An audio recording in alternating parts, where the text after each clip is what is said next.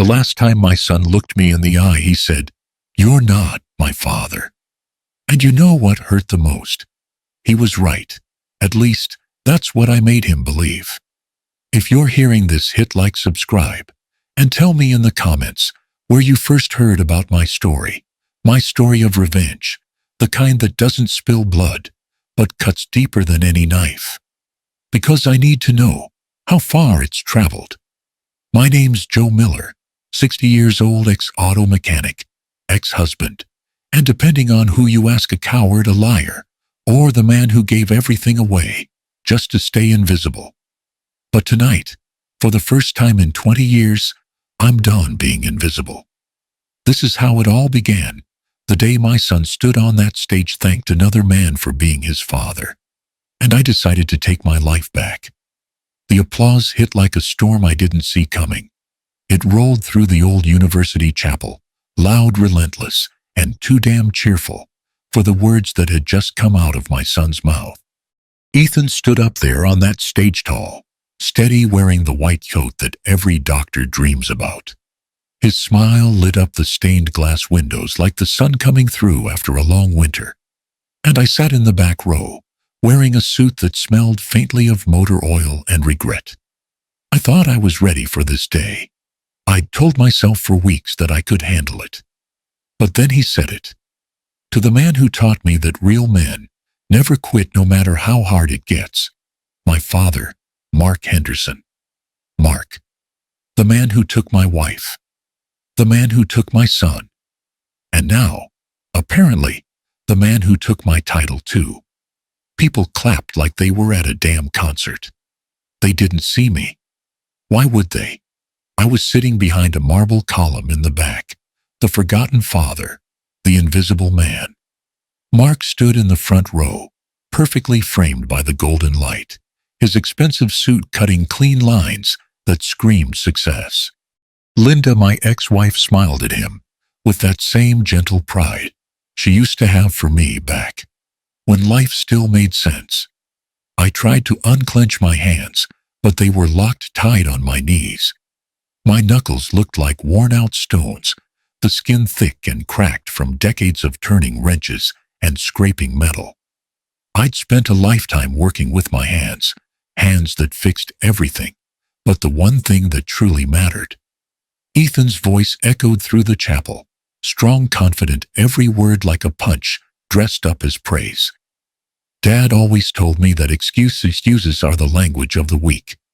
Yeah, I told him that too back when he was 10 and couldn't get his bike chain back on. Don't quit, buddy, I'd said. Excuses don't fix things. Work does. I said it with love. I meant it to build him. But when Mark said it, he meant it to own him. There's a difference between pushing someone to grow and pushing them to obey. Ethan never learned the difference.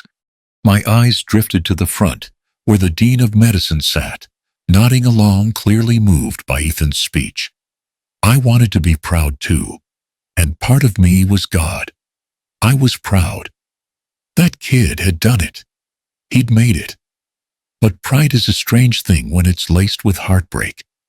I thought about the nights when I drove a semi across state lines, headlights cutting through snowstorms, praying the engine would hold. I'd pull into a truck stop at 3 a.m., call Linda just to hear Ethan's voice. Sometimes he'd answer half asleep and mumble, "When are you coming home, Dad?" And I'd lie, say, "Soon, buddy." But soon never came. Because by the time I made enough money to keep us afloat, Linda had already found someone who didn't smell like diesel and desperation. When she left, she told me it wasn't about love. It was about security. Ethan needs stability, she said. Mark can give him that. I wanted to scream that stability doesn't mean happiness, but by then, she'd already packed their bags. I mailed checks every month, even when I couldn't pay rent. I watched from a distance as Ethan grew into a man who stopped returning my calls. He thought I'd walked away. But the truth, I was pushed out. Quietly, legally, and completely. Back in the chapel, Ethan kept talking. His voice was calm, rehearsed, but proud. When I thought about quitting medical school, Dad told me winners don't look for exits, they make progress. That line burned. I remembered that night too, 2 a.m., the phone ringing. Ethan crying, saying organic chemistry was killing him. I'd stayed up all night on that call, guiding him through it, paying for his tutor with the overtime from the garage. But I guess a text from Mark saying, "Quitting is for losers," was easier to remember. Funny how cruelty looks like strength when it comes in a fancy suit. The applause swelled again. Parents clapped. Cameras flashed. Ethan smiled down at Mark, who stood and nodded like a king being saluted by his loyal subject. And I sat there thinking, maybe this is how good men die. Not from bullets, not from diseases, but from being erased while they're still alive. Then came the line that finished me. "My biological father left when I was 15, Ethan said, pausing just long enough for the crowd to sigh in sympathy. But maybe he left so the right one could step in. The room froze for a heartbeat, then roared with applause. They saw tragedy turned into triumph. A lost boy, finding a better father. They didn't see the man, sitting in the back, staring at the floor, fighting the urge to disappear completely. My throat tightened. I felt the blood rush to my ears. For a second, I wanted to stand up, shout the truth, tell them all what really happened, that I'd never left, that I'd been sending checks, calling, begging to see him. But the truth didn't belong here, not in this cathedral of lies wrapped in good intentions. So I stood, not to clap, not to join their celebration, just to breathe. The applause thundered behind me as I pushed open the side door. Cold air hit my face, sharp and real. I leaned against the stone wall outside and let the sound fade. Through the stained glass, I could still see them, Ethan glowing in the light, Mark beaming beside Linda, the picture of a perfect family. And for the first time in years, I felt something break, not like a bone, but like a chain. I looked down at my hands. These hands had built engines, fixed broken transmissions, carried heavy things that didn't belong to me. But maybe it was time they built something else, something that would finally outlive the lies. I took one last glance through that colored glass, at the son who no longer knew my name, and whispered to myself, almost a promise, if the truth's been buried all these years, then I'll be the one to dig it up. Then I walked away into the wind, leaving their applause behind.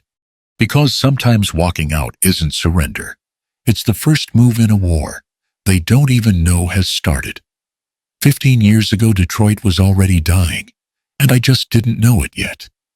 The factory floor at Renshaw Motors used to hum like a heartbeat, the kind of steady rhythm you could live your life by. Sparks flew from the welding lines. The smell of oil and metal filled the air, and I used to think I'd die there, old proud maybe, with a gold watch and a retirement cake. I didn't know that one day, that same place would bury me alive. The fall didn't happen all at once.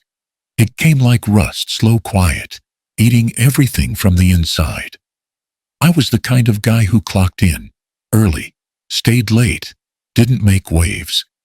I fixed what broke, trained new hires, kept my head down. But then came the layoffs, one department after another. Temporary, they said. But nothing's temporary when the economy's collapsing. Then one morning, my supervisor, a kid 10 years younger than me, walked up with a clipboard and eyes that couldn't meet mine.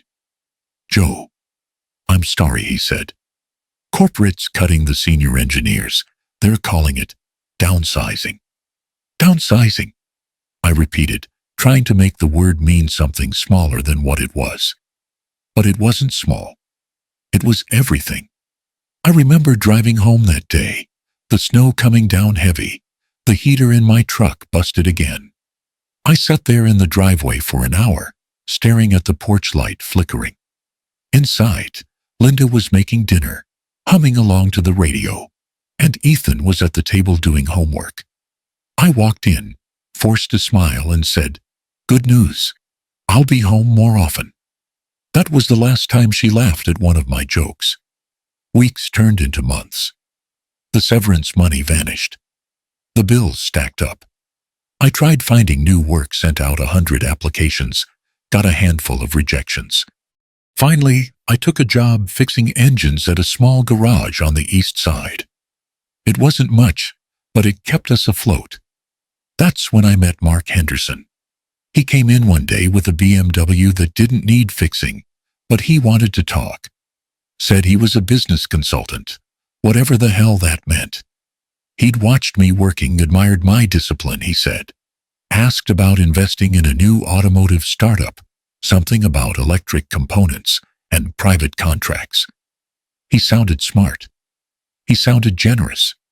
I told Linda about him that night, over cheap wine and cold chicken. He wants to partner, I said, hopeful.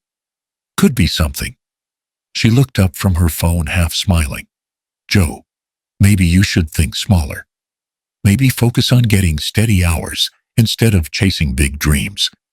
I didn't realize then she'd already started listening to Mark's version of success. A month later, Mark invited us to a dinner at his country club.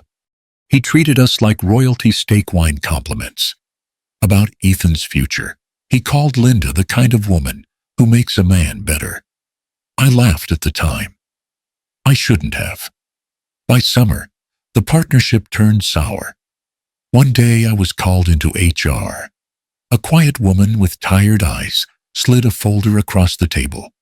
Mr. Miller, she said softly, there's been a discrepancy in the accounts. Your signature appears on unauthorized expenses. I stared at the papers, contracts, invoices, all with my name. But the numbers weren't mine. The emails weren't mine. Someone had set me up.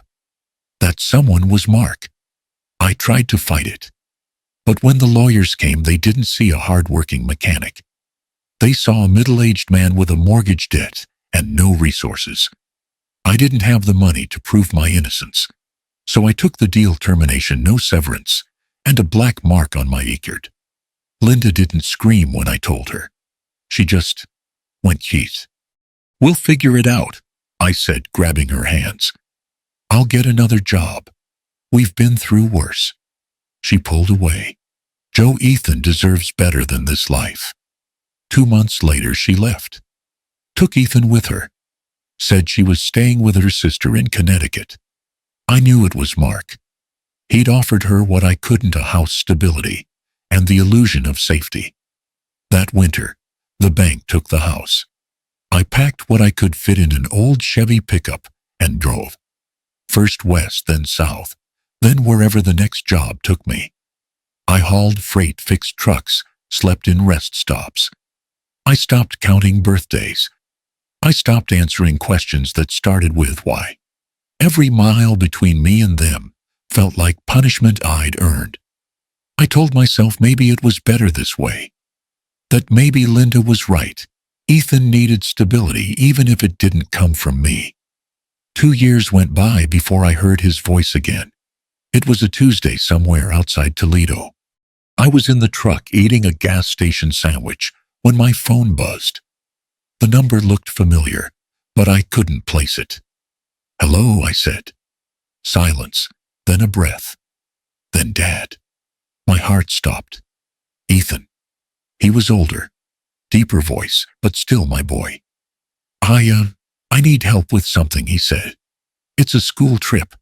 Mom said maybe you could send a little money. He said it like he was talking to a stranger, like I was a number on a list of options. Of course, I said quickly. How much, he told me. I didn't have it, but I sent it anyway. I skipped meals for a week, slept in the truck. It didn't matter. The thought that he'd called me, that he still knew my number, was enough to get me through another winter. After that, silence again. Sometimes I'd drive past small towns, see fathers walking with their sons, and I'd wonder if they knew how lucky they were to still be seen, to still be called Dad, without a pause before the word.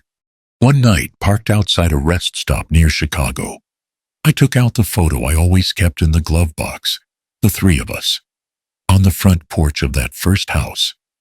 Ethan was 8, grinning wide, grease on his cheeks from helping me change the oil. Linda was beside him, her hand on my shoulder. Back then, we didn't have much, but it felt like everything. The edges of the photo were worn smooth from years of handling. I held it so tight, it bent slightly in my fist. The world outside was dark, the hum of the highway like a lullaby I'd forgotten the words to. I whispered into the stillness, "Someday the truth will find its way back." Then I started the engine and kept driving, because sometimes the only way to survive a fall is to keep moving even when you're not sure if you are still headed home.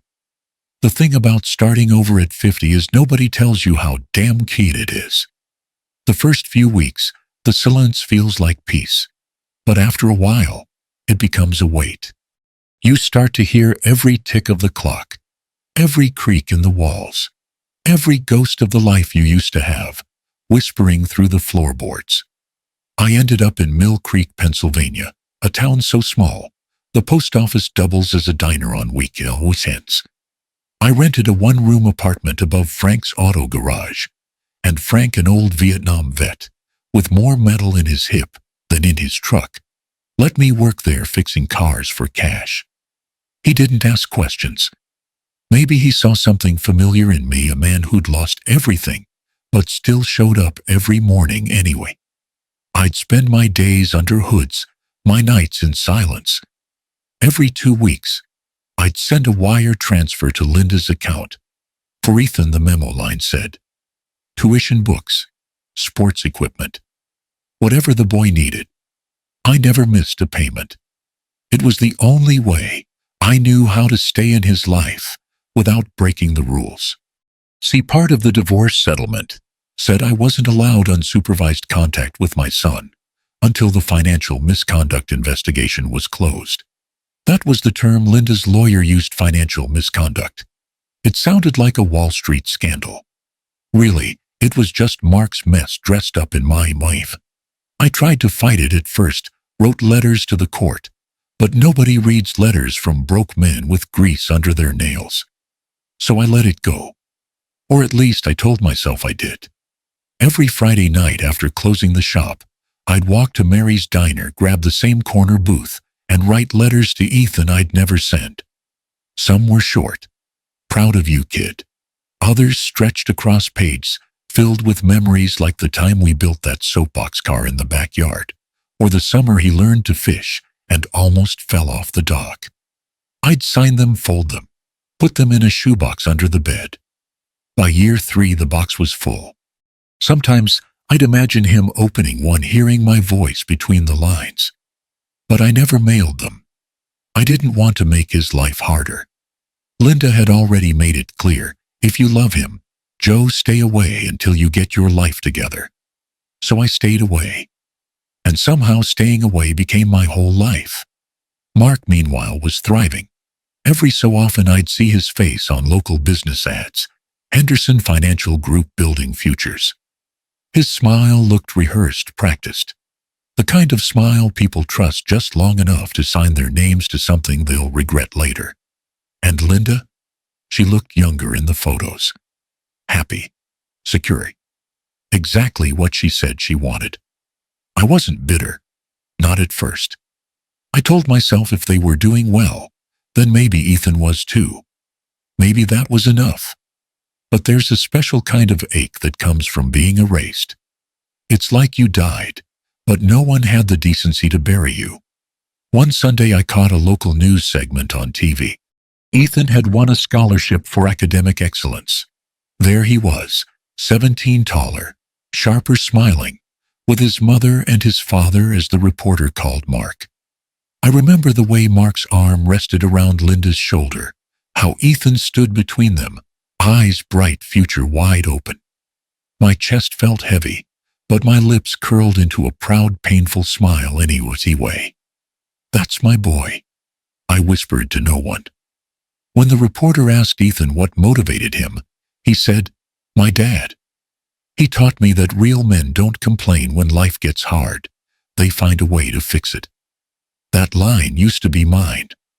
But hearing it from his mouth directed at Mark was like watching someone else wear your skin. A few months later, a letter came from Linda. Her handwriting, sharp, tidy, clinical. She thanked me for supporting Ethan financially and reminded me that the investigation was still technically open, so any direct contact might complicate things. No signature, just Linda H. at the bottom. Not even Linda Miller. I folded it neatly, put it in the shoebox with the others. That box had become my confession booth, the only place my name still mattered. Frank, the garage owner, used to catch me staring out the window some nights after closing. He'd grunt and say, "You thinking about her again?" Which one, I'd ask. He'd smirk. "The one who took the kid, or the one who took your pride?" "Same person," I said. He nodded, poured me a whiskey, and that was the end of it. Men like us didn't talk about feelings. We just carried them like tools, heavy, familiar, necessary. Years went by like that. The seasons changed, the trucks came and went, and Ethan became a man. I only knew through second-hand glimpses, a graduation photo in the paper, a name on a scholarship list, a social media post about getting into med school. He was doing it. He'd made it out. That should have been enough. Then one Thursday afternoon, something came in the mail that tore open an old wound I thought had healed. A thick envelope with no return address, stamped urgent. Final notice. Inside, a demand letter from a law firm I didn't recognize. It claimed I owed over $78,000 from an unpaid business loan connected to Miller Henderson Automotive Investments, LLC. My stomach dropped. That name, Henderson. Mark's company. Except there was my name beside his, listed as co-founder. They attached old documents, scanned signatures, tax records, and loan applications from 15 years ago. My name, my address from Detroit, even my damn social security number. It was like watching a ghost commit crimes in my body. The letter ended with a single line that made my hands shake. Failure to resolve this matter within 30 days will result in legal escalation and possible wage garnishment. Wage garnishment. For a debt I never touched. For a sin I never committed. I sat there for a long time, just staring at the papers. Frank walked by, wiping his hands on a rag. "You look like you just saw a ghost," he said. "Maybe I did," I muttered. He squinted at the letter, then at me. "What are you gonna do?" I folded the papers, slowly slipped them back into the envelope. My voice came out steady, colder than I expected. What I should have done 15 years ago. I opened the drawer under the workbench and pulled out that old photo, the one of me, Linda, and Ethan. The corners were soft now, the ink funning, but the faces were still clear. I traced Ethan's smile with my thumb, the way a priest might trace a prayer over an old wound. Someday, I whispered, the truth will find its way back. But this time I didn't mean someday. I meant soon. When the letter came, I knew it wasn't just about money. It was a message, Mark Henderson's way of reminding me that he still owned the pieces of my life he hadn't already seen. I didn't sleep that night. I sat at the kitchen table, surrounded by Bill's old coffee cups and memories that refused to die. The letter sat in the middle, like a snake, coiled, silent, waiting. I stared at my forged signature over and over until the ink blurred. Somewhere out there, Mark was still playing games, and I was still his favorite target. By sunrise, I made up my mind. Enough silence, enough running. I was done being the ghost he left behind. I dug through an old metal box I hadn't opened in years, my past sealed in dust and rust. Inside were folded documents. From Renshaw Motors, a few pay stubs, and a letter from my commanding officer from back when I served in the Army. Beneath it all was a crumpled business card, edges yellowed with time. David Klein, attorney at law, Veterans Legal Resource Network. I hadn't seen David in over a decade, but I remembered his voice, dry humor, calm under fire, and the kind of man who never asked you for more than you could give. We'd served together in Kuwait, back when I still believed in rules, honor, and justice. I called the number. To my surprise, he answered. Joe Miller. His voice came through rough, older, but agreeable. Damn, I thought you were dead. Not yet, I said. But someone's trying to finish the job. Meet me, he said. Tomorrow, 10 a.m. Bring everything. David's office was small but tidy, framed degrees on the wall, an American flag folded neatly in a shadow box. He looked older, heavier around the middle, but his eyes were the same, sharp and assessing. He poured 2 coffees, black as truth. All right, Joe, he said. Tell me why the hell you are digging up ghosts. I handed him the envelope. He skimmed it, lips tightening as he read. Jesus. Henderson Financial. That's the guy your ex married, right? I nodded. 15 years, David. He forged my name on business loans, tanked a company, and left me holding the bag. Now he's back trying to bleed me dry again. David leaned back, tapping the paper with his pen. You ever wonder why he's still using your name after all this time? I stopped wondering, I said. Now I just want to prove it. He smiled faintly, still stubborn as hell. Good. We'll need that. We spent the next 2 hours going through my old paperwork. He pulled files from public records, cross-referenced addresses, compared signatures. The further we dug, the uglier it got. Henderson had built his empire using shell companies, registered under both our names, half of them inactive, all of them connected to fraudulent contracts with automotive suppliers. Son of a bitch, David muttered. He used you as a ghost investor. All the risk in your name, all the reward in his. Can we prove it? I asked. He looked up. Maybe. If we can find an original document he didn't control. I reached into my jacket and pulled out a thin oil-stained folder, one I'd carried around for years without knowing why. Would this help? Inside was an old Renshaw Motors maintenance log, signed by both of us the week before I got fired. The handwriting was identical to the signatures on the forged contracts, except one small thing. Mark always looped his R backward. I didn't. David whistled low. That's your smoking gun. He closed the folder carefully, like he was handling a grenade. Joe, listen. If we reopen this, it won't be easy. Statute of limitations might still screw us, and Henderson's got money, lawyers' connections. But if you want to do this, I do, I said. My voice didn't shake this time. I've spent 15 years being a liar in my son's eyes. I want the truth on record, before I'm in the ground. He nodded once, slow. Then let's get to work. For the next few weeks, my evenings turned into investigations. David pulled financial records. I tracked down old co-workers from Renshaw.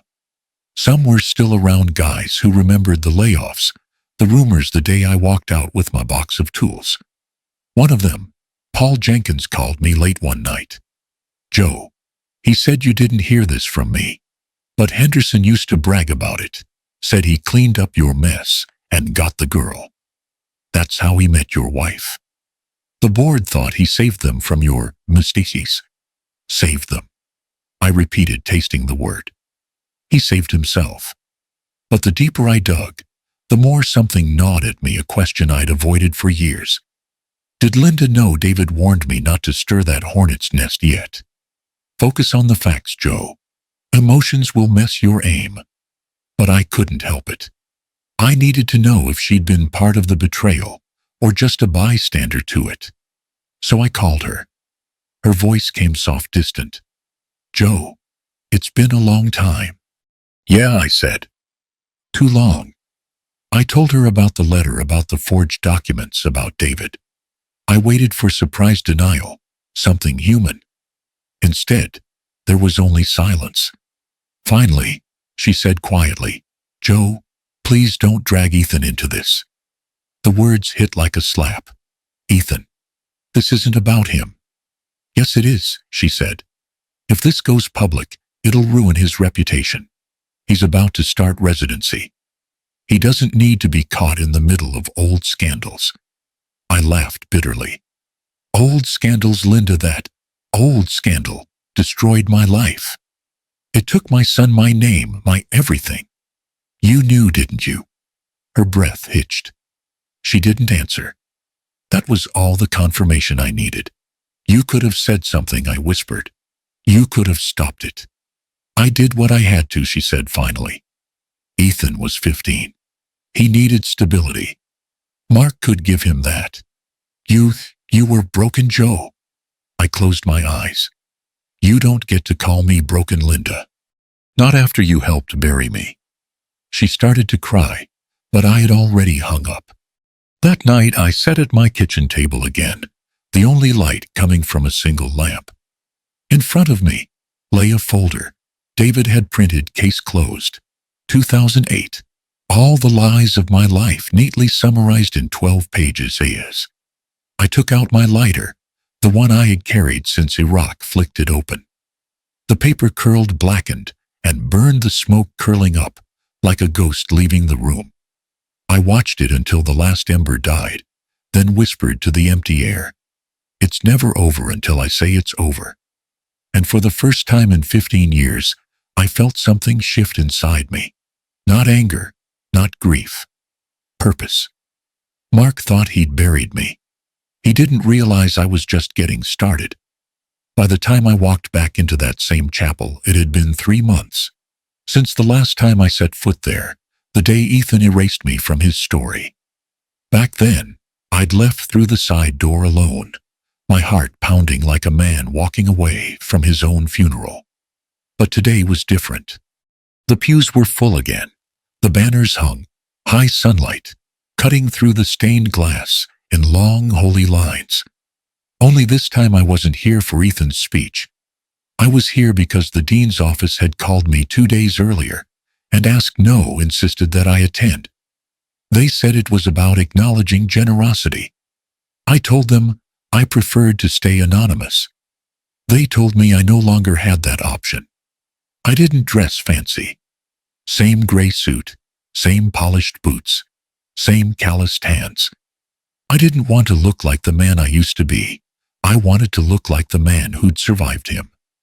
The Dean, Patricia Hayes, stood at the podium, her voice carrying that polished tone of an academic who's seen too many ceremonies to care until now. You could tell something about this moment mattered to her. Before we conclude today's proceedings, she said, we have one final announcement. The murmurs died down. Students shifted in their seats expecting one more speech about ambition, ethics, service. The kind of talk that fills time but never hearts.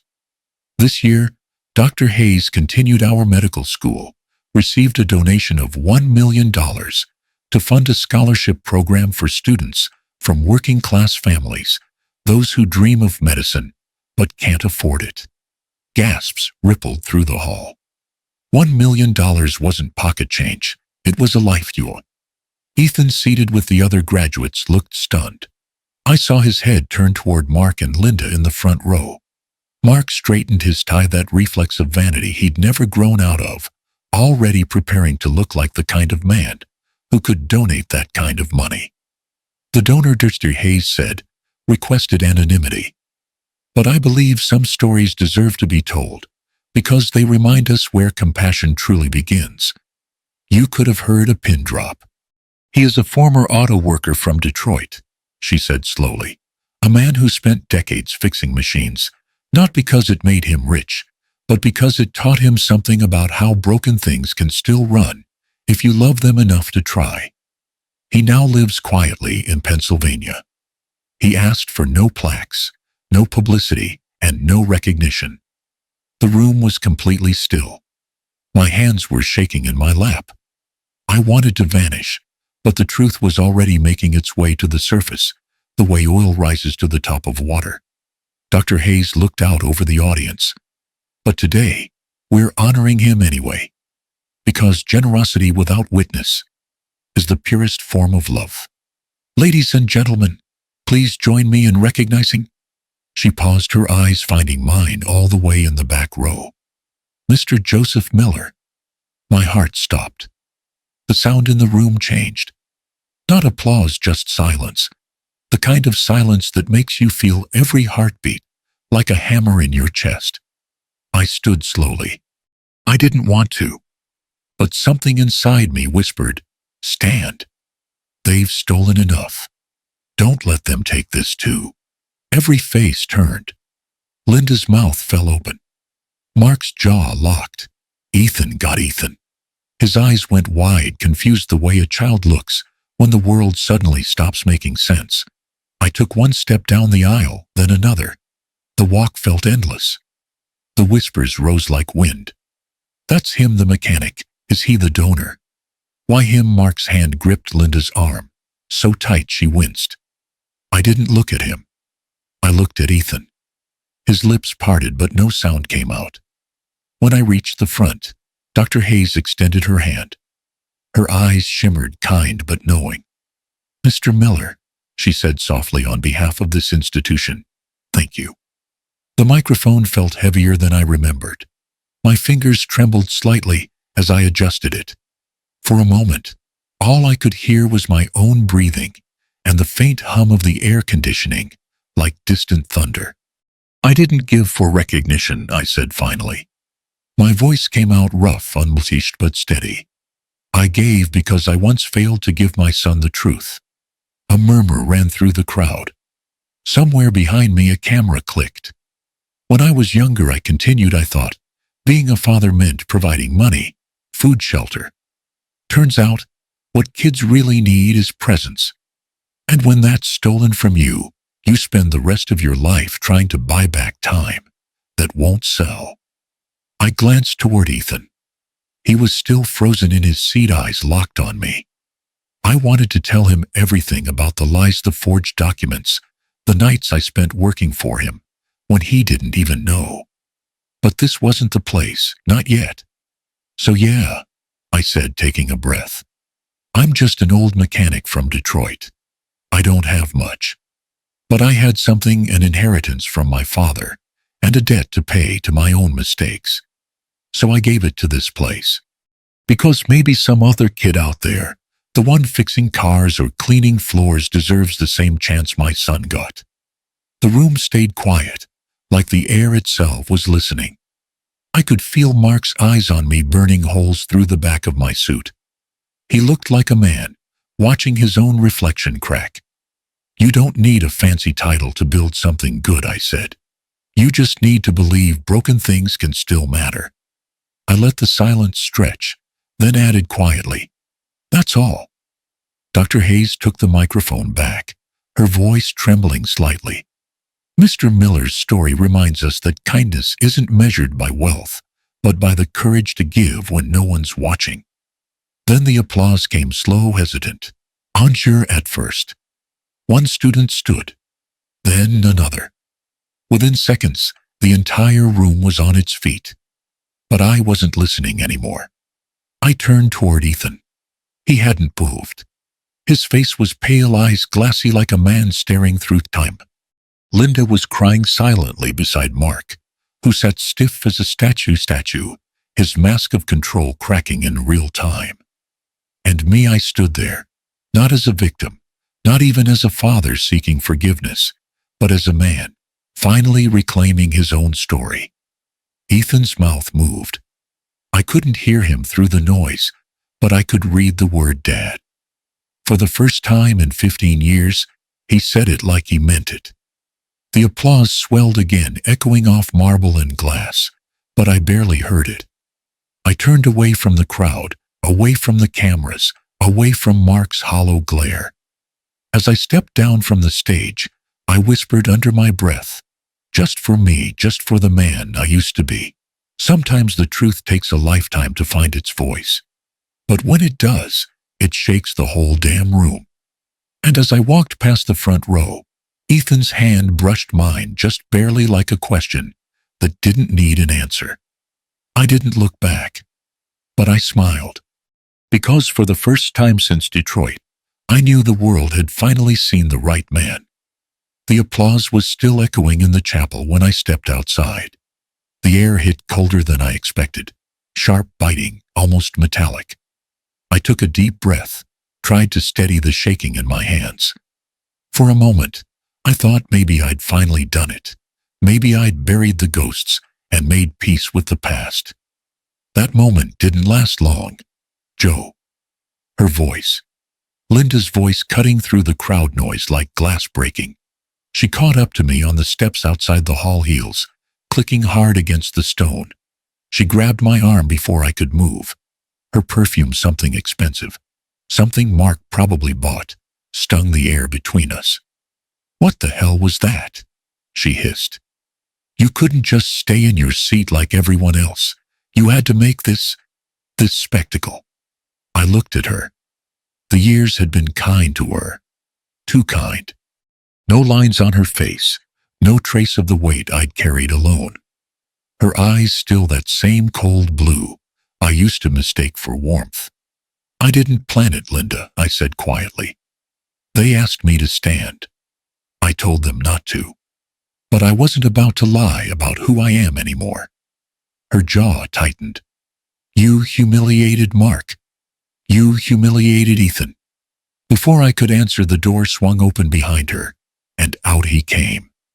Mark Henderson, crisp suit, polished shoes, eyes full of fury barely hidden under that smug corporate calm.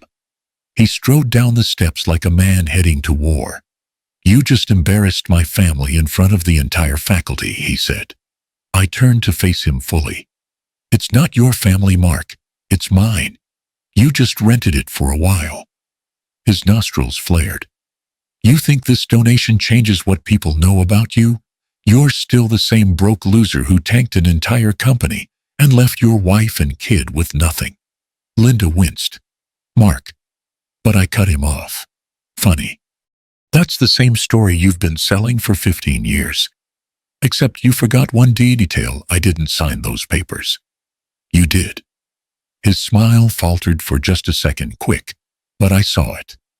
The same twitch I'd seen the day he set me up. "Careful," he said softly. "You start making accusations like that, people might think you're slipping again." "Not accusations," I said, reaching into my jacket. "Proof." I pulled out a folded document, the copy David had helped me authenticate. An old maintenance log from Renshaw Motors, dated March 2008. 2 signatures side by side, mine clean and straight. His looping backward, the same loop that appeared on every forged contract tied to the bankruptcy. Linda's breath caught as she recognized it. "Where did you get that?" Mark snapped. "From the past you thought you buried." I handed it to him. "You forged my name, Mark. You made me the scapegoat so you could walk away with her." "Joe, stop," Linda said, voice trembling. "Please just stop." "No," I said, turning on her. "You stop. You knew, didn't you? You knew it all along." Tears welled in her eyes. I didn't know everything. You just wanted it to be true," I said. "You wanted to believe the lie because it was easier than facing what you'd done." Mark stepped closer, lowering his voice. "You've got some nerve showing your face here after all these years. Nobody's gonna believe a washed-up mechanic over me." I smiled, slow and tired. "Maybe not. But the dean does." She already saw the donation records. They lead right back to Henderson Financial Group. He blinked. "What?" "That's right. The same account you used to forge my name 15 years ago. The same one tied to your shell companies in Michigan. You didn't just steal my family, Mark. You stole my damn identity." Behind him, the door opened again. Ethan stepped out. His graduation robe fluttered in the wind, his face pale, eyes wide. He'd heard enough. "Dad," he said, looking at me, not Mark. "What's going on?" Linda turned to him immediately, her voice cracking. "Sweetheart, please, this isn't the time." "No, Mom," Ethan said firmly. "It's exactly the time. I want to know what he's talking about."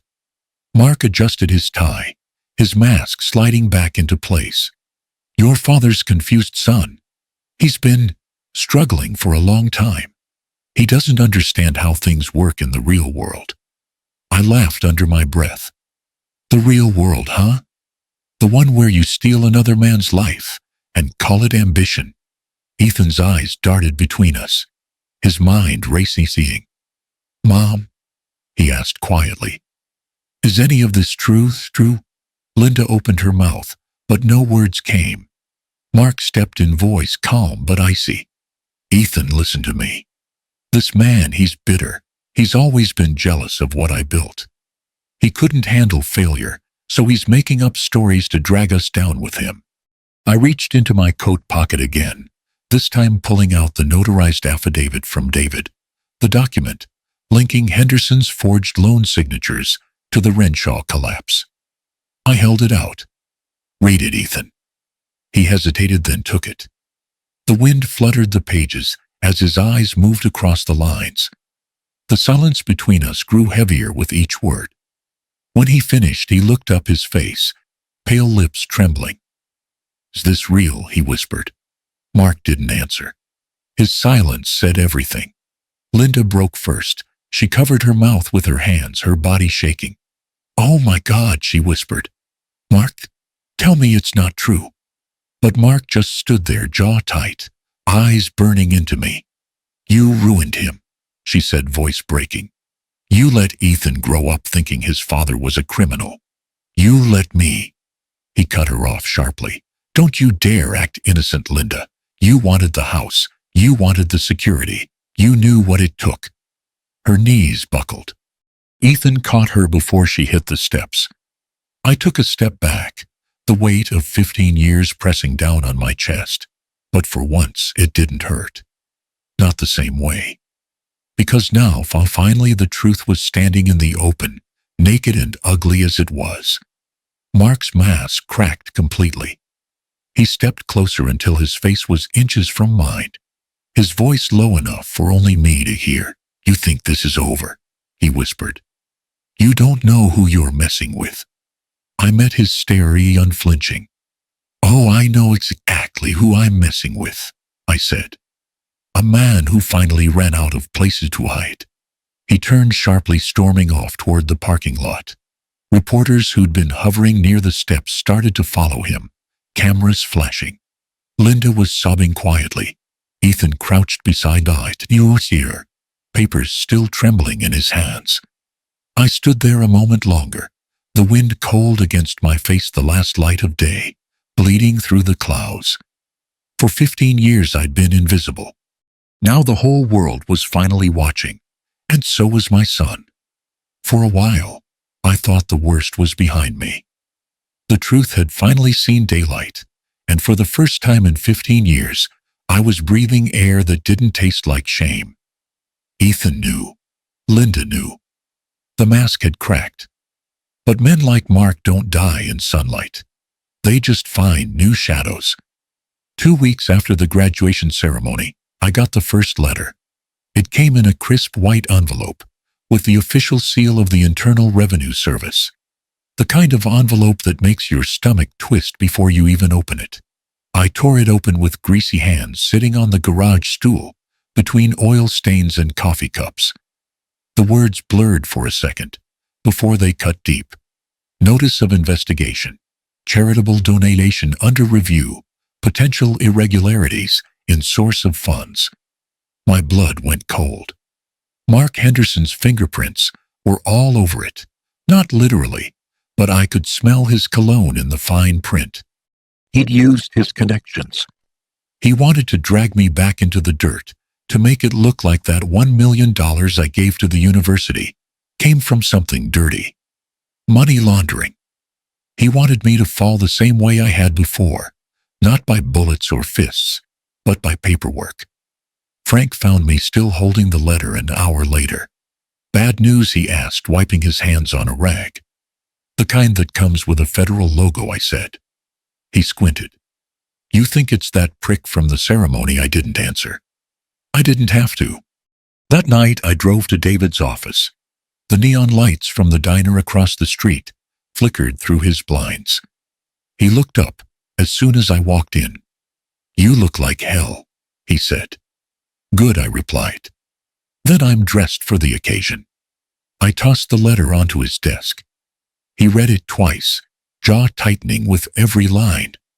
"Son of a bitch," he muttered. "He's trying to flip the story. Make it look like you donated dirty money." "Can they do that?" I asked.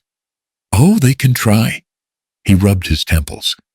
"They'll claim the funds came from illegal channels, maybe tied to those old shell companies he used your name for.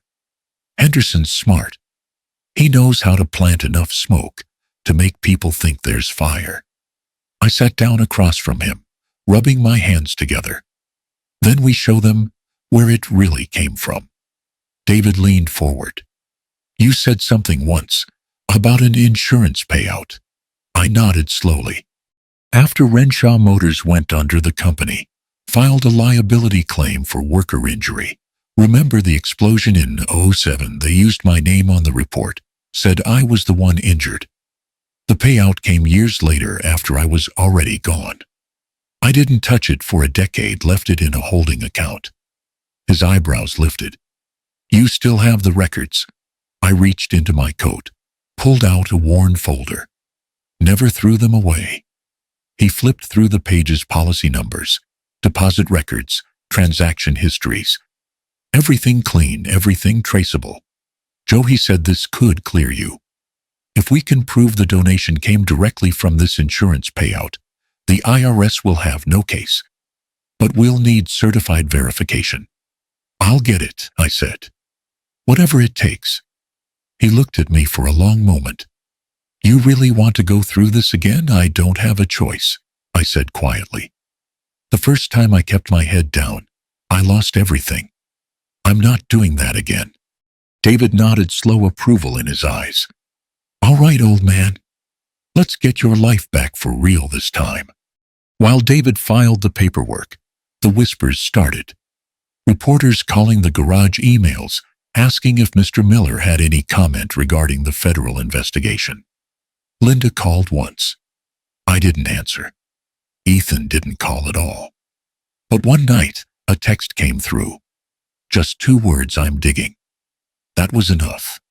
Meanwhile, Ethan had started seeing cracks in Mark's empire.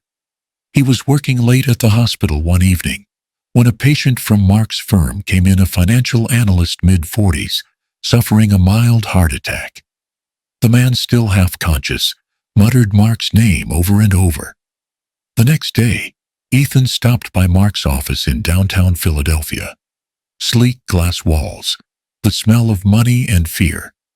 He told the secretary he was family, and she waved him right in. Mark was behind his desk, calm as a snake. "Son," he said smoothly, "what brings you here? You should be celebrating, not chasing ghosts." Ethan dropped a manila envelope on the desk. "These accounts, they're under my name." "You want to explain that?" Mark didn't blink. "Ah, those just some investment trusts for your future. Tax optimization." "You're welcome." "Don't play dumb," Ethan said, voice shaking. "These are offshore accounts. Cayman Islands. Why is my social security number on them?" Mark leaned back in his chair, studying him like prey that had grown teeth. "You've been talking to your father, haven't you? Maybe I just stopped believing everything you told me." Mark's smile thinned.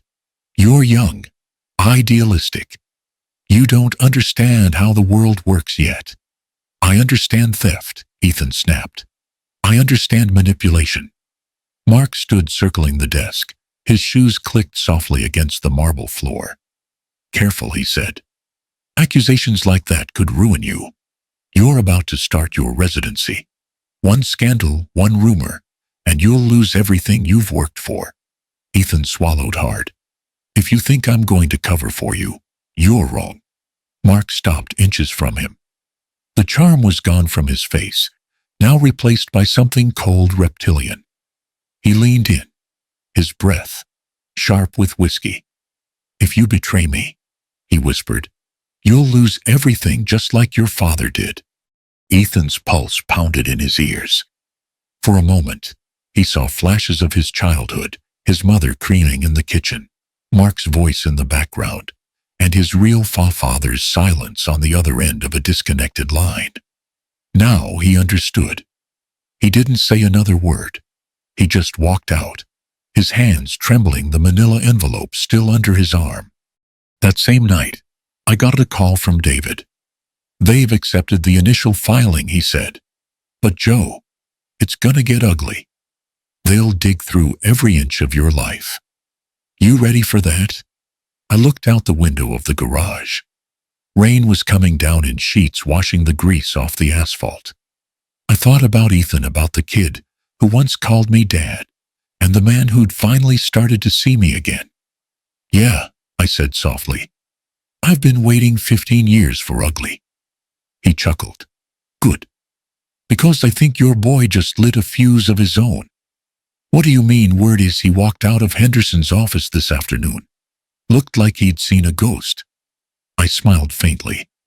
Then maybe it's time the ghosts start talking.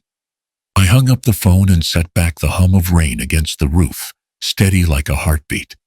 Somewhere out there, Mark Henderson was tightening his grip again, money, threats, influence. But this time he wasn't the only one with something to lose. He'd come after my name, my freedom, and now my son. And I wasn't planning to run anymore. When a man's life falls apart, the first time it's chaos, sudden, brutal, loud. The second time it's quiet. You can almost hear it happening. 3 days after the IRS notice hit, I was at the garage closing up early. The rain hadn't stopped for hours, that heavy Pennsylvania kind of rain that smells like rust and earth. Frank had gone home, the lights were low, the radio humming somewhere between static and a song. That's when the black sedan pulled up. 2 men stepped out, suits soaked dark at the shoulders. Federal. They showed badges before they even said my name. "Mr. Miller, we have some questions about your recent donation." I didn't resist. Didn't even argue. I just wiped the grease off my hands, grabbed my jacket and said, "I've got answers, but you won't like who they lead to." They didn't smile. They just cuffed me, read me my rights, and drove me downtown through streets that glistened like black glass. The holding cell was small concrete walls, one flickering light. I sat on the steel bench and stared at my reflection in the window. I looked older than 60. Hell, I looked older than dime. Every now and then, an officer walked past, gave me the kind of look you reserve for men who already seem guilty. They told me I'd be processed in the morning. Until then, I was just another file waiting to be labeled. A young lawyer showed up around midnight, clean suit, nervous hands. "Mr. Miller, I was sent by Mr. Henderson to assist." I cut him off. "Tell Mr. Henderson he can represent himself when this turns around." The kid hesitated. "Sir, refusing counsel means I still have a spine," I said. He left without another word. I leaned back against the wall, eyes closing. The hum of the fluorescent light above me was the same tone as the one in the Renshaw factory all those years ago. Funny how certain sounds never die. And then I saw it. Not a dream, not a memory, something in between. Ethan, 10 years old, standing on the porch in his pajamas, waiting for me to come home from a night shift. I remember the smell of gasoline on my clothes, the ache in my shoulders, the exhaustion so deep it felt like gravity. But when he saw me, he ran full speed into my arms. "I'm still your dad," I told him, whispering into his hair, "no matter what they say." His little hands clutched the back of my jacket. "Even if you're tired," he'd asked, "especially if I'm tired." That was the last night he fell asleep in my lap. Now, sitting in that cell, I wondered if he remembered any of it, or if Mark had scrubbed that memory clean too. While I sat in custody somewhere across town, Ethan was having his own reckoning. He drove through the rain straight to his mother's house, the one with the white porch and the perfect lawn that never looked lived in. Linda opened the door before he even knocked. "Ethan," she said softly. "What's wrong?" He didn't answer. He just stepped inside, dripping water onto her polished floors. "Mom," he said, voice shaking. "Did you know?" Her face drained of color. "Know what?" He slammed the envelope of documents down on the table, the offshore account statements, the forged loans, the donations tied back to Mark's name. About him. About all of this. She stared at the papers as if they were alive. Then she sat down, slow, hands trembling. "I didn't know at first," she whispered. "Not the details. But I suspected." Ethan's eyes hardened. "You suspected. And you said nothing while he destroyed Dad's life." She looked up at him, eyes glistening. "I was scared, Ethan. You were 15. We'd just lost everything. Mark said he could fix it, that he could make the debt go away. I thought I was protecting you. By lying." Her breath caught. "By surviving." Ethan's voice cracked. "You let me grow up hating the one person who actually loved me. I loved your father too," she said softly. "Once. But I was tired of scraping by. Tired of watching him break his back while the world looked the other way. Mark promised me safety." He shook his head. "And you believed him." She reached out, but he stepped back. "He's not the man you think he is, Ethan. He's dangerous." "I know," Ethan said coldly. "He threatened me." Her eyes widened. "What? At his office? He said if I betray him, I'll lose everything like Dad did." Linda pressed her hands to her mouth, tears spilling over. "Oh God, what have I done?" Ethan turned toward the door. "You married him," he said quietly. "That's what you did." Back at the precinct, the hours bled together. I didn't sleep. I didn't eat. I just sat there and listened to the rain. The sound of it on the roof was steady, almost comforting, like the world reminding me I was still here, still breathing, still not finished. Around dawn, the cell door clanged open. A detective I hadn't seen before walked in, middle-aged, calm, with that half-apologetic look cops get when they're following orders they don't agree with. "Mr. Miller," he said, "you've got a visitor." I expected David, maybe even Linda. But when the door opened, it was neither. It was Ethan. He looked different, not the confident graduate from a week ago, but something harder, older, like he'd aged 10 years in one night. "Dad," he said quietly. The word hit me harder than the cuffs ever could. "Son," I said, standing. "You shouldn't be here." He shook his head. "I need to be." The detective lingered for a moment, then stepped out, closing the door behind him. Ethan sat across from me at the metal table. His hands were trembling, but his eyes, those same eyes that used to light up when I fixed his bike, were steady now. "They think you laundered money," he said. "I know. They're wrong. I know that too." He slid a folder across the table. Inside were copies of the offshore account statements, the ones under his name. "These tie everything back to Mark," he said. "I went through every record. He used my identity to move his stolen funds, then funneled them into shell donations. That's how he tried to frame you." I stared at the papers, then at him. "Ethan, you could lose everything by showing them this." He smiled faintly. "You once told me that doing the right thing doesn't always mean winning. It just means being able to sleep at night." I swallowed hard.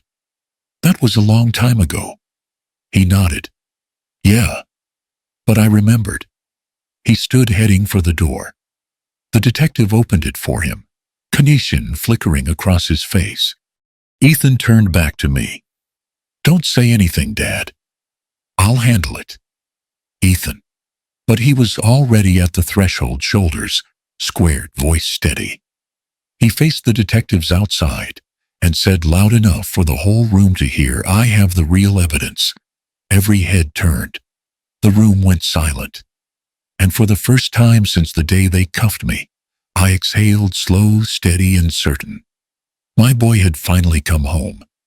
Justice doesn't come knocking with trumpets and flags. Sometimes it sneaks in through the side door, quiet, patient, wearing the same face as every other ordinary day. For 15 years I'd waited to hear my name cleared. I'd rehearsed it in my head, the sound of a judge saying not guilty, the papers being stamped, the weight lifting off my shoulders. I thought it would feel like thunder. But when it finally happened, it felt like silence, like breathing, for the first time in years. They arrested Mark Henderson on a Wednesday morning. FBI agents walked him out of his downtown office in handcuffs, his $1,000 suit wrinkled, his tie hanging loose. The news spread faster than oil on pavement: corporate fraud, tax evasion, falsified records, and obstruction of justice.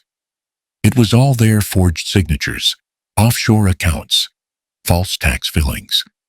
Everything Ethan had brought forward had blown the case wide open. And at the center of it all, my name, my stolen name. They tried to keep the press out of the trial, but secrets like this don't stay buried long. Every network picked it up. Local businessmen accused of framing ex-employee. Family torn apart by betrayal. The mechanic who lost everything. I didn't watch most of it. I was too busy sitting in the courthouse listening. The courtroom smelled of coffee and old paper. I sat in the second row beside David, who looked smug, in the way only a lawyer who's about to win something impossible can. Linda was on the stand that day. Her voice was steady, though her hands trembled when she took the oath. She looked at Mark, once the man she'd built her new life with, and then never again. She told the truth. All of it. How Mark had promised to help during our financial troubles. How he'd convinced her to sign documents she didn't understand. How she'd chosen silence to keep Ethan safe, even as she watched my reputation burn. Every word caught like glass, but I didn't hate her for it. Truth is, she'd been trapped too, just in a prettier case. When the prosecutor asked her why she stayed quiet all these years, she whispered, "Because I thought silence was safer than regret." I was wrong. Mark didn't flinch. He sat at the defense table, chin high, eyes cold, the same arrogance that once fooled an entire city, still painted across his face. But every now and then I saw it, a flicker, a twitch in his jaw, the cracks forming where pride used to be. Ethan sat behind me, quiet hands clasped, eyes forward. He hadn't missed a single hearing. When the judge finally called me to the stand, I didn't have a speech prepared. I'd spent too many years talking to walls and letters that never got mailed. So I just told the truth. I told them about Detroit, about the factory, about the night I lost everything, about how Mark Henderson had forged my name, how he'd walked away with the money, and the woman leaving me with the blame, and about the 15 years I spent living as a ghost of the man I used to be. The courtroom was silent when I finished. Even the judge looked down, pen still in her hand, like she needed a second to find words. When the prosecutor asked if I wanted restitution, I shook my head. No, I said simply. I didn't come here for money. I came here for my name. The verdict came 2 days later. Mark stood as the clerk read the charges. He is Mark Edward Henderson, guilty on all counts: financial fraud, falsification of federal documents, obstruction of justice. The judge's gavel came down hard. 10 years federal prison. The sound echoed through the courtroom, clean, final, sharp, as justice itself. Mark turned once, his eyes finding mine. The arrogance was gone now, replaced by something smaller. Hate, maybe. Or fear. I didn't look away. Linda's shoulders shook as she cried quietly, a hand over her mouth. When I stood to leave, she reached out, barely whispering my name. "Joe, I'm sorry." I looked at her, not with anger, but with a kind of weary mercy I didn't know I still had. "We all pay for what we choose," I said softly. She nodded, tears spilling down, knowing it wasn't forgiveness, but it wasn't condemnation either. Outside the courthouse, The sky was golden, with late afternoon sun. Cameras flashed, reporters shouted my name, but their words barely reached me. After all these years, I'd finally learned how to tune out the noise. Ethan caught up to me at the bottom of the steps. His suit was wrinkled tie, crooked eyes red from sleepless nights. For the first time he looked like me, not the polished version of Mark's world, but something real. "Dad," he said, voice hoarse. I believed his version, because it made my world simpler. "I'm sorry." I studied his face for a moment. The boy I raised, the man. He became the years we lost. Then I said quietly, "You don't owe me an apology, son. You owe yourself the truth." He nodded, eyes glassy. "I think I'm finally ready for that." We stood there in silence for a while, just watching the sun dip behind the courthouse dome. The light hit his face, and for the first time since he was a child, he smiled the way he used to, small, uncertain, but real. "Do you think it's over now?" he asked. I looked out at the horizon, where the sun turned the buildings into silhouettes of something almost holy. "No," I said. "But it's finally begun to make sense." He slipped his hands into his pockets, exhaling slow. "So, what happens now?" I looked down the courthouse steps, where the path curved toward the street. My truck was waiting at the curb, paint-faded engine still coughing, but alive like me. "Now," I said, smiling faintly. "Now we live." He chuckled softly. "That's simple, huh?" "Simple's all I ever wanted," I said. We started walking side by side. The crowd behind us faded, the cameras turned elsewhere. The city carried on, unaware that something had just shifted in its quiet corners. When we reached the bottom step, I stopped for just a second, looked back at the courthouse one last time, the place where 15 years of lies had finally unraveled. The sunlight hit my face warm and clean, and for the first time in half a lifetime, I smiled. "Sometimes justice comes late," I whispered to myself, "but it still comes." Then I climbed into my truck, turned the key, and drove off into the kind of light you only see when the storms finally passed. 6 months later, winter had given up its grip on Pennsylvania. The air was sun again, the kind that carries the scent of wet grass and second chances, the kind that reminds old men like me that some endings aren't really endings, just a quieter beginning. The letter came in April. Thick paper, gold seal, Ethan's handwriting across the front. "Dad, it would mean a lot if you came." No explanations, no long speeches, just that. So I went.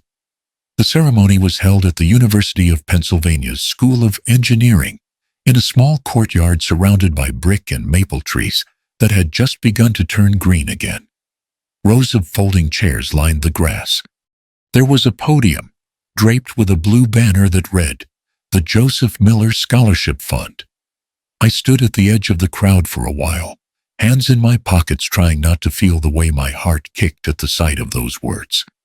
It was a fund for students from working-class families, kids who fixed things for a living before they ever dreamed of building something new. Kids like me. I sat in the back row like always. No one noticed. I liked it that way. Ethan took the stage wearing a simple gray suit, no tie. His hair was a little longer now, his face more tired, but there was a calm in his eyes I hadn't seen before, the kind that only comes after a storm. He looked out at the audience, students, faculty, a few reporters, and smiled. 6 months ago, he began, I learned that the man I thought had given me everything had actually taken everything from someone else. And the man I thought had disappeared was the one who'd been giving all along. There was a stillness in the crowd, the kind that asks you to listen harder. My father taught me that love isn't about being seen. It's about showing up when no one's watching. It's about staying when it would be easier to leave, and giving when no one will ever know you did. His voice cracked slightly, but he kept going. This scholarship isn't just a name. It's a promise that no one who's willing to work, to struggle, to fight for what's right should ever be left behind because of where they come from. He paused, glanced toward the back rows. And for a moment, just a flicker, our eyes met. There it was again. That same spark from when he was a kid, waiting for me at the door after a night shift. The same warmth that used to remind me why the long hours mattered. He smiled.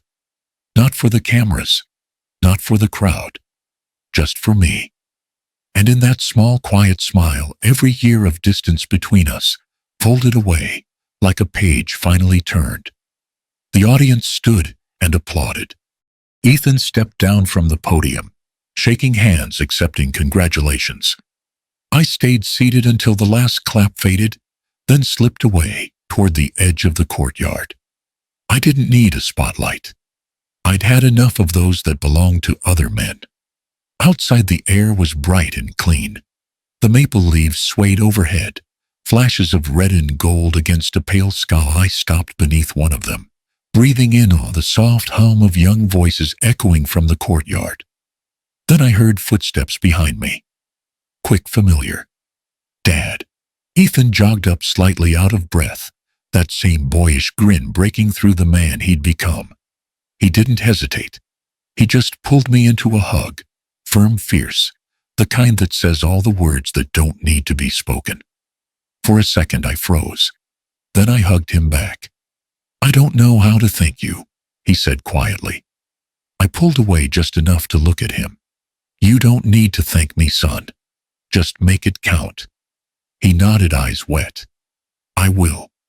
Behind us, the campus bells began to chime the noon hour, deep, steady, timeless. The sound wrapped around us like a benediction. Ethan turned back toward the crowd, drawn into the sea of students and faculty waiting for him. He belonged there now, among the dreamers, the builders, the next generation, who'd never know the kind of struggle that shaped us. And that was exactly how it should be.